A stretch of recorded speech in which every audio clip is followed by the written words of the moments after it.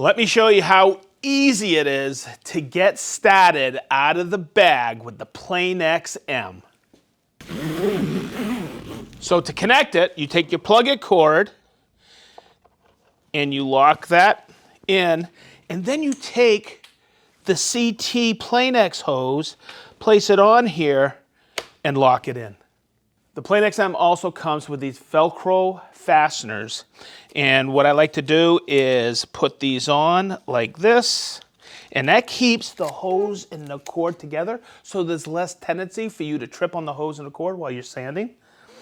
Also, it comes with this hose clip, and when you're using the T-handle, you don't want the hose moving all around, so this just snaps in a hole right here, and you take the hose and the cord and it locks it right off of the handle, so it's not in the way.